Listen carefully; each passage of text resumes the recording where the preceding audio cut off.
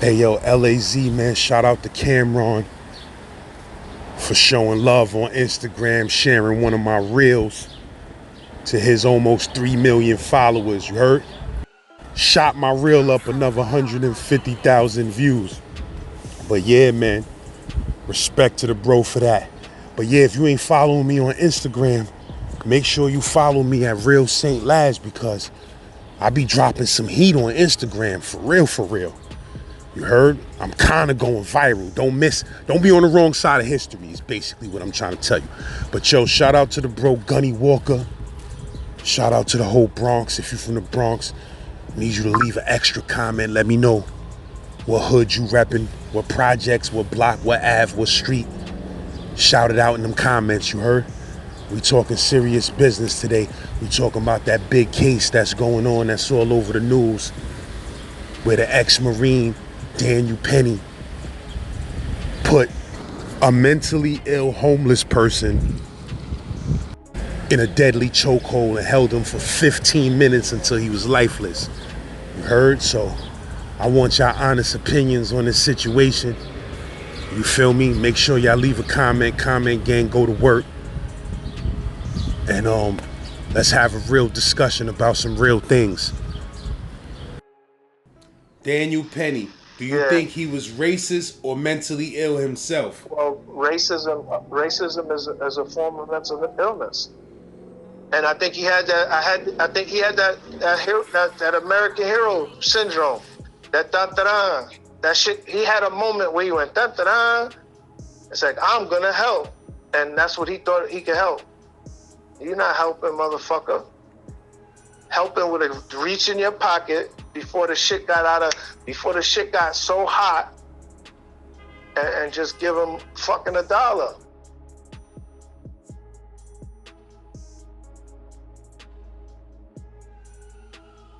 We get a training that's it's called MRAP, and what it is, man, is basically just like, you know, it's like MMA on steroids.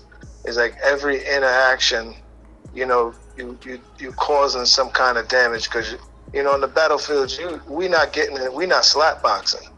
You feel what I'm saying?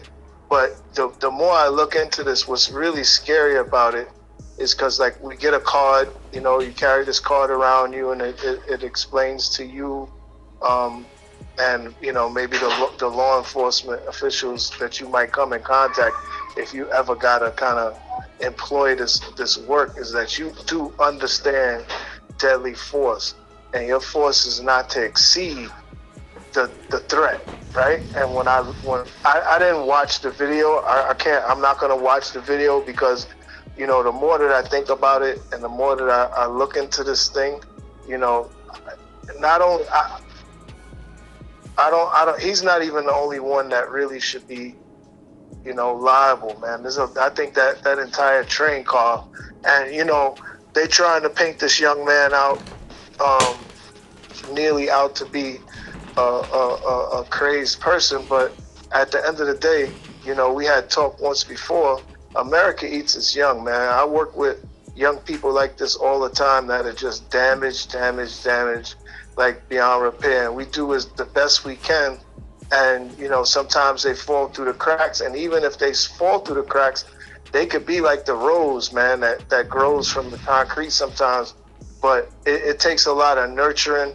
And that's something that, you know, society and definitely, for the most part, you know, a Marine can't do or is qualified to do. I might be the exception to the rule, man. But, like, when I look at the pictures, like, you know, he had the choke in, he had the hooks in, and when I mean hooks, you know, he had the legs in. And what really disturbs me about this is, like, I kind of did some background on him. I found out, like, that he was with a second FSSG, which is, you know, it's not a high-speed unit. It's like a field service support group, which is like they in the rear a lot. You know, they travel around. They do get deployed, but it's like those guys sometimes are even a little bit more dangerous because, like, they near the action, but they don't get no action. They don't see no action. And why I say this was intimate is because try to do anything for 15 minutes, bro. And I know he was out of commission. Once he was on the ground, and you can see some other hands in the picture where the other people in the train car was actually holding Jordan's hands. So after a few moments, he wasn't a threat anymore, is what I'm trying to say. And what again was so disturbing about that, and what I wanted to talk to you about, is he laid there and went through every phase of Jordan's death. And it wouldn't surprise me if, I'm a little crass, and there's some things that I say sometimes that sound a little crazy, but, it wouldn't surprise me that if Jordan didn't pee on this motherfucker, he held him for that long.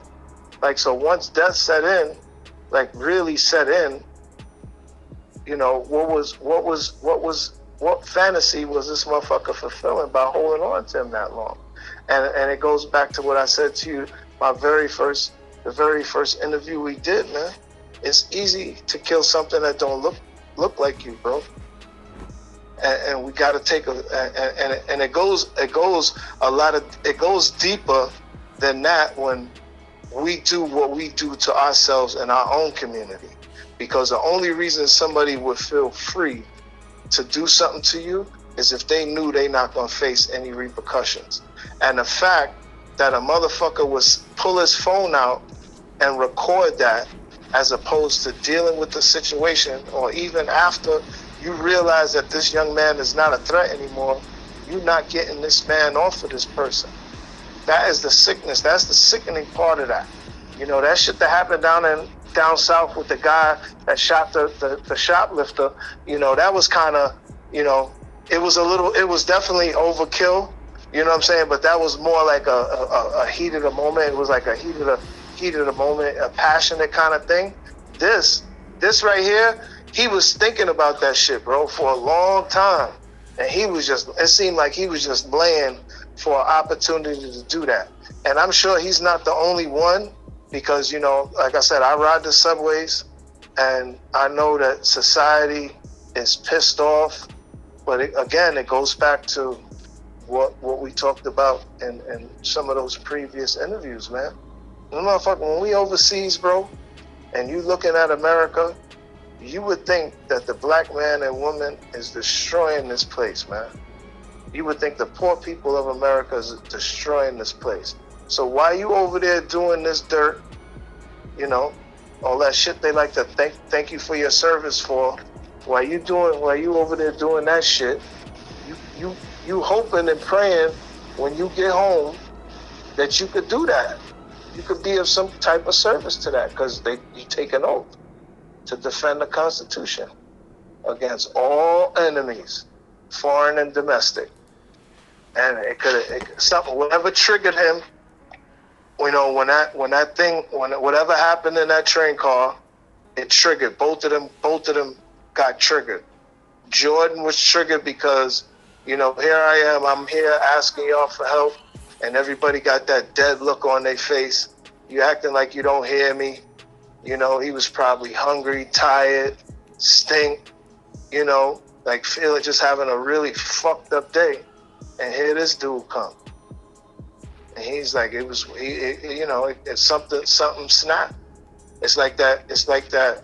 I was talking to a young person the other day, because, a lot of the young people I work with, they know I'm a veteran and shit like that. And, I keep it 100 with these kids.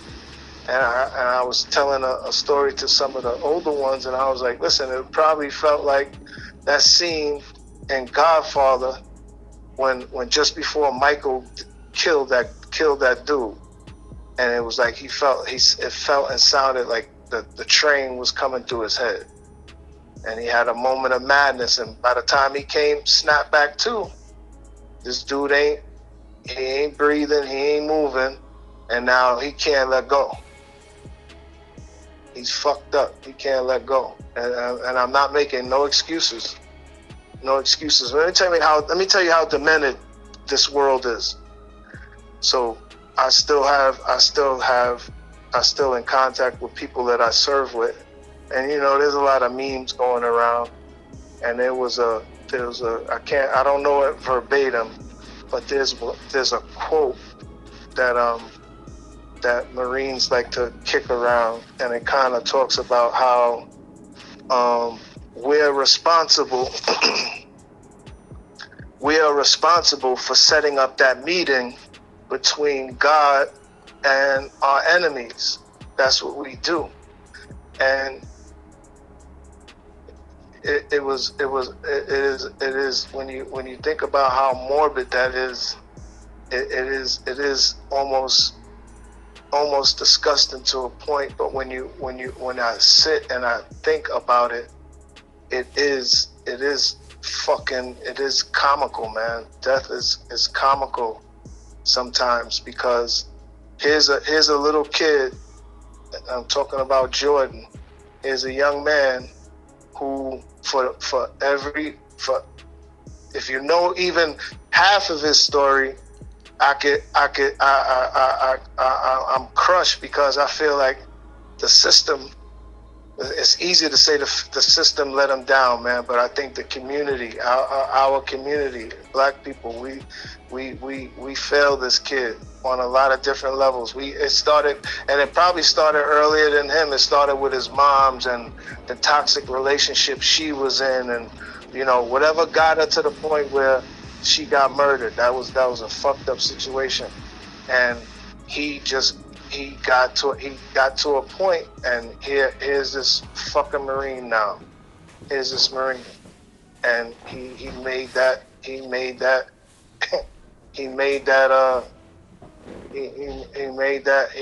meeting possible. It's morbid to say, it's fucked up, but you know, but we have, as a community, we got to be aware of what's among us. It's the point that I wanted to talk to you about tonight. Let me ask you a question though, right quick. Around my way is a homeless dude, right? Mm-hmm. He just started basically sleeping on the block where I live at. Like literally sleeping on the ground through rain, hail, sleet, snow, whatever. He just sleeps there.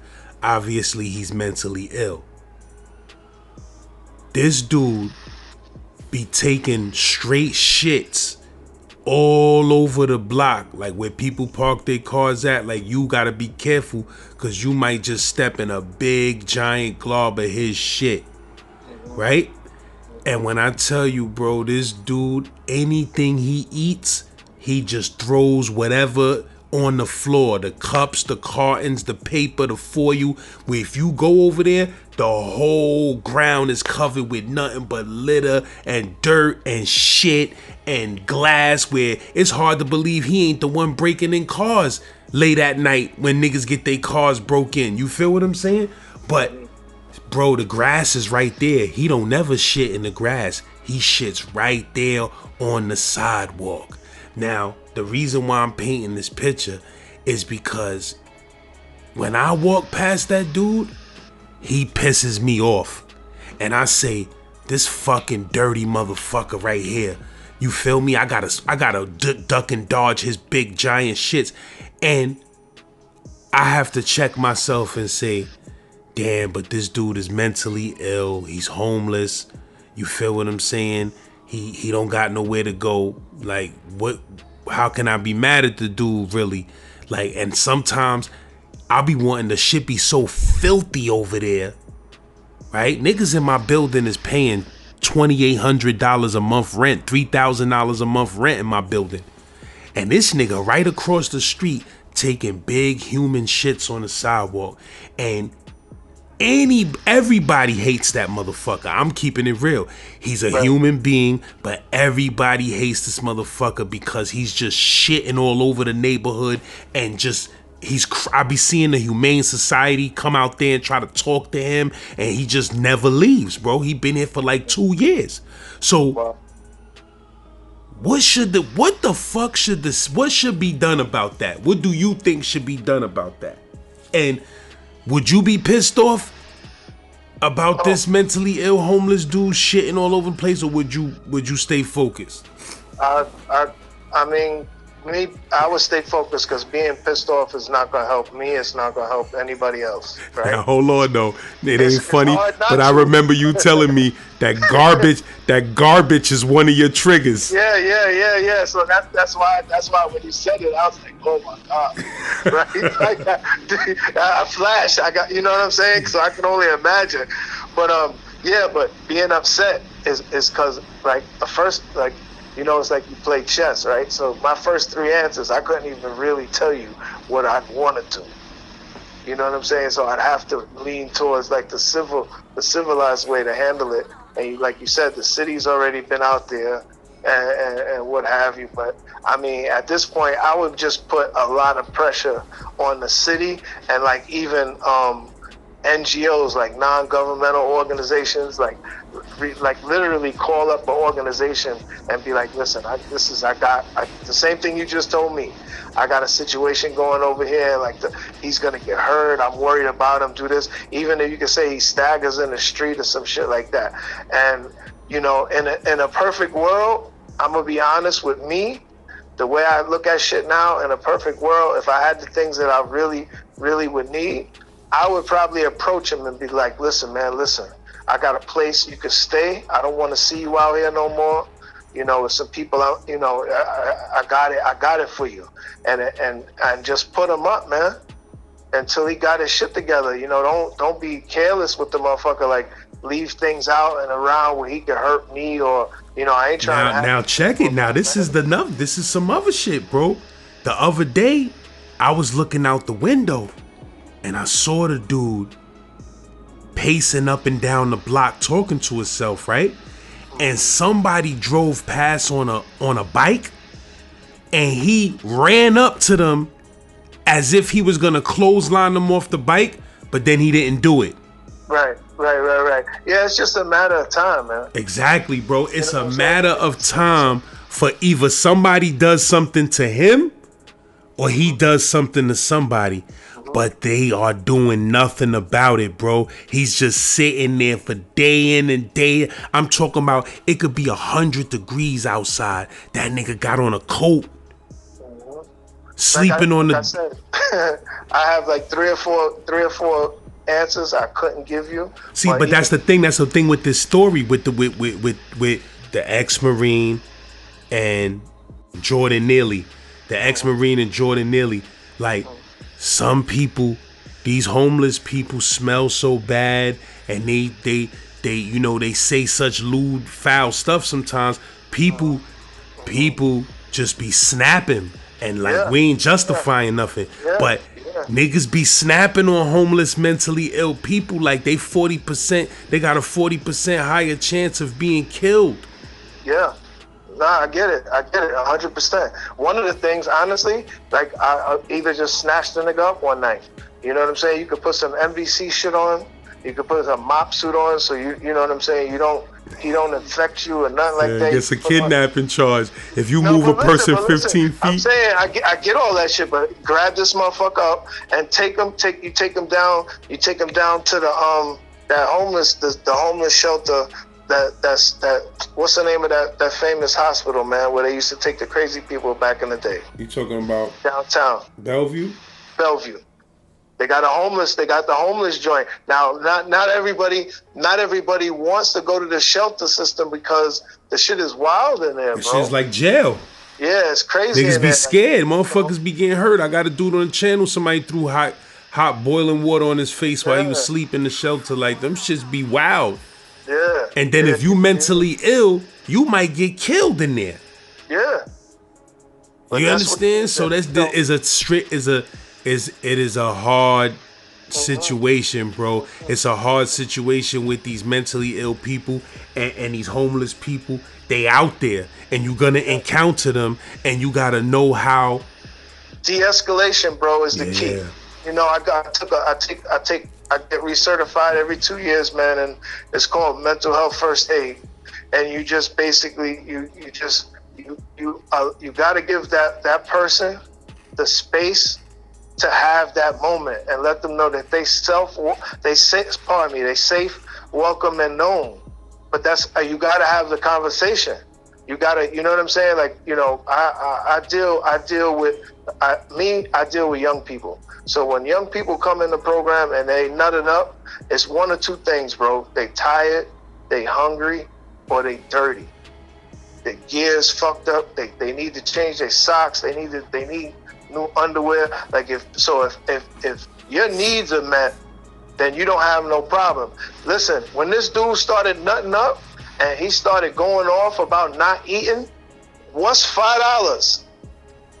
What's $5, B?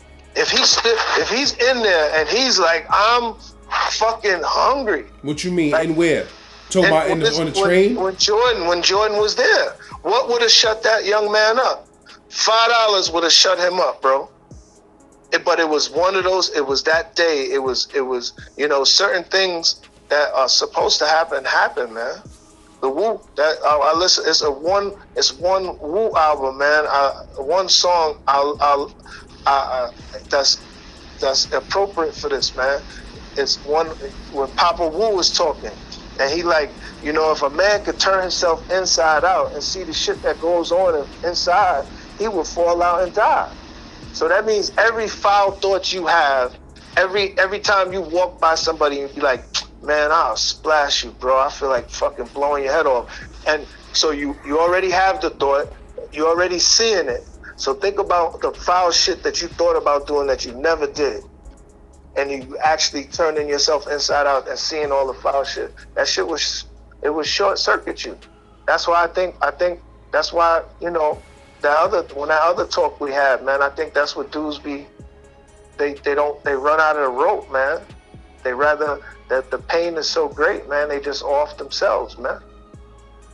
They just off themselves. And those two people met when at a time that, you know, some people say at the wrong moment. You know, I look at it in a morbid way. It could have been at the right time. You know what I'm saying? It could have been right time for the dialogue, right time for, you know, Jordan. The motherfucker was hurting so bad, bro. You know what I mean? Like that shit. It sounds fucked up, and I don't wish death on nobody.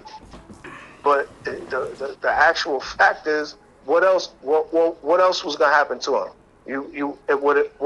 Would this conversation be different if the police would have did that shit to him?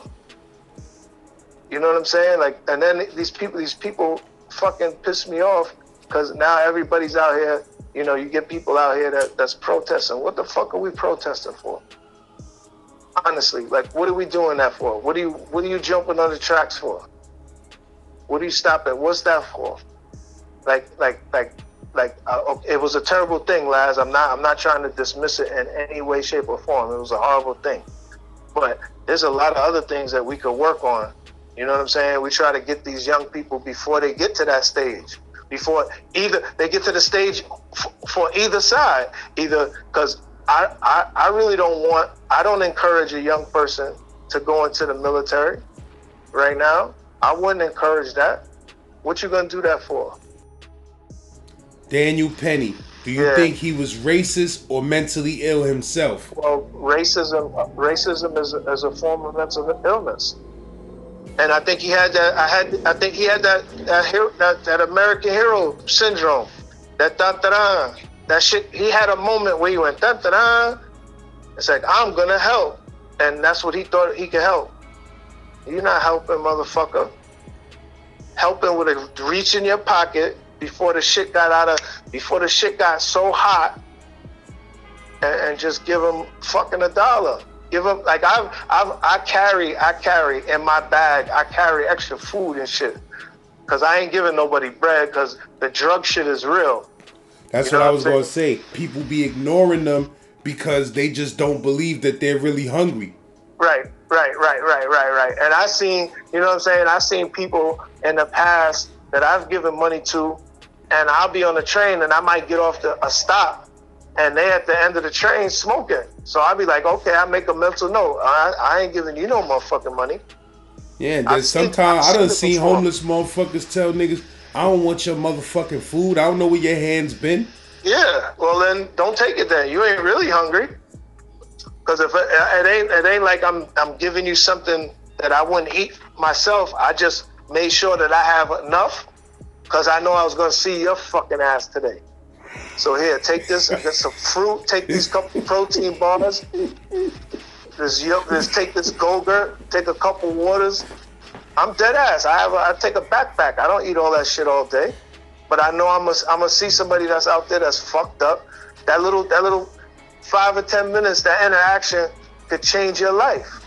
Cause I don't want you to hurt me or hurt anybody else or me try to hurt you. I don't want that, man. I don't want that shit.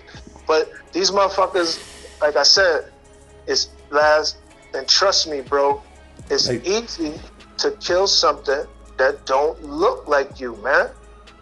And we're not talking about a profession where you learn how to paint mustaches on pictures, bro. That's some dead serious shit, and that shit right there. Like if you see a crazy motherfucker, he outside dancing, and he's telling you he hear music, you gonna vilify him because you can't hear it? Nah. Leave these people alone. And that's a lot of times you just gotta de-escalate that shit, bro. Like right now, bro, is a surge of dudes from the shelters and stuff, or from, I don't know where they be from really, but it's a surge of, you can't go in a gas station in New York right now without a nigga standing in front of there opening the door for you. You feel me? And I like to give my money to people who I feel need it. Yeah. But bro, I'm also not an idiot. And I know when a dude is a heroin addict or whatever, you want some dope or whatever, and no matter how much you open that door for me, bro, all I could think about is you're trying to get money for drugs. And I understand that that's a sickness too. And sometimes, bro, I will literally just give a nigga what he need to go get his shit. Like, yo, bro, here go 10 cash. Here go whatever just my nigga, like, spit. Other day I went in the fucking, look, bro, dudes be begging in front of the liquor store. Sometimes I feel sorry for them. You feel what I'm saying? And I just bought them the bottle. Right. And others may be like, yo, but you giving them the alcohol. Yeah, I'm giving them the alcohol, but at least a nigga ain't gotta sit out there for 4 hours begging to get the bottle. You feel what I'm saying? Like, shit crazy, but bottom line is like them gas station niggas is driving niggas crazy, bro. You can't even go into no gas station. Them niggas opening the door for you for some money. Like, that shit drive a nigga out his mind. Yo, we got a bigger problem though, man. The motherfuckers, not only this Marine that was on that train, but these motherfuckers, they trying to eliminate us, man. We seem like the problem to everybody. And the little girl that got shot in the man's yard playing hide and seek. Like, motherfuckers is crazy. They see us as a threat. They scary. Like, we just gotta keep our heads on the swivel and be cognizant, man, of who we around, man. Man, you can watch First 48 and you can see with your own 2 eyes. You can watch First 48 and see how them homicide detectives, the white homicide detectives, be acting when it's a white victim of a homicide, and how they act when it's a black victim of a homicide. Yo, look how quick. Listen, we don't think a segment of the population felt like that man did the right thing. Just look at his legal defense funding. And inside of 10 days, lads, that shit is like $2.7 million, man. Just by people sending support for him, for whatever legal team he gets together. And then that guy's probably gonna work pro bono, get the bread on the back end. Come on, man. Come on, bro. Everybody gets a firearm now. Everybody gets a hunting permit now. You know what I'm saying? The dollar's gonna be the shit next month. So, we seeming like the problem now, man. So, lash out. That's all that shit is, bro.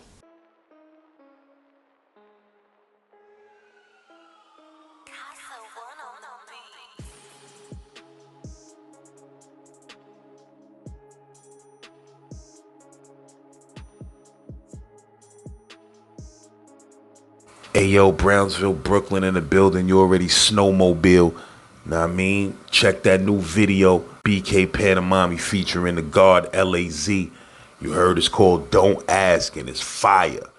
And I filmed the video. Let's get it.